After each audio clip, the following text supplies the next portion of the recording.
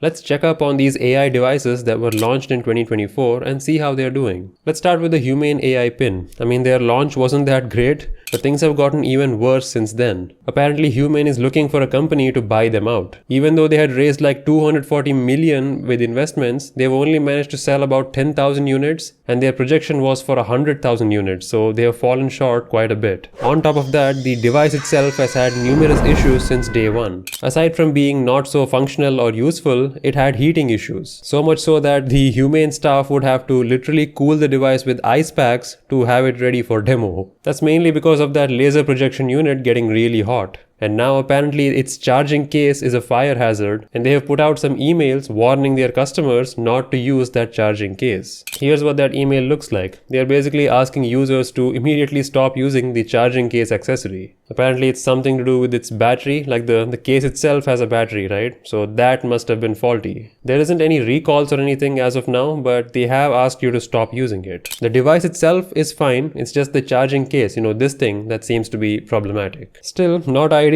Looks like their charging pad and the battery boosters are still fine. It's just the case that has this issue, and they're compensating users by giving 2 free months of subscription. Yeah, this thing has a subscription, remember that? There are rumors that they have approached HP for their acquisition and some other telecom companies. Not sure if HP or any company can acquire them and turn their business around at this stage, but we'll see. The other company of similar nature is the Rabbit R1. Arguably, it's a lot more affordable and accessible because it's just a one-time $200 payment and there's no subscription.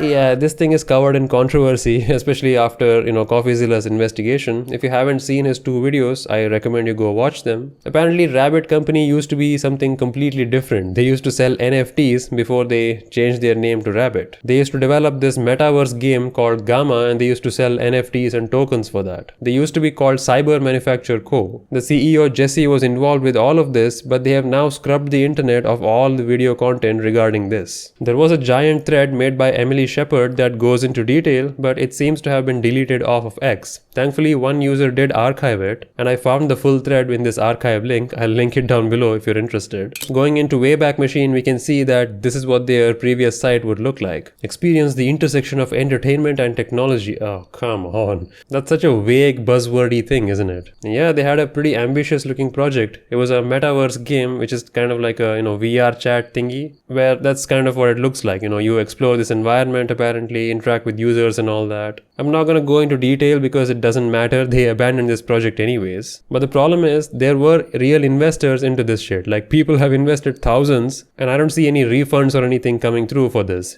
Jesse, the CEO, has been pretty distant about this. He said that Rabbit has nothing to do with this or Web3 or crypto in general. But that's not really the case because these 2 companies are the same thing. They just changed the name. They had bold claims like they are developing their own specialized AI for NPCs and all that. It was pretty much rugged. And the Gamma NFTs that people bought were pretty much useless because the project has been abandoned, even though Jesse wouldn't say it has been abandoned. And the device itself has been pretty misleading. The large action model that they were talking about, which I was pretty hopeful to be a real thing, turns out it's just a combination of ChatGPT and preloaded scripts. When they say that AI will do these things for you, it's actually a preloaded command. Like, they have hard-coded scripts to do a certain thing. It's not AI. It's essentially automation, which is a completely different thing. If they had called this device an automation pocket companion, I would be fine with it. But they called this an AI companion, right? And that's not really what this is at all. There lies the issue, because that's completely misleading. So I think the best thing you could say at this point about Jesse and Rabbit is that they vastly overpromised and underdelivered. The worst you could say is this is consumer fraud.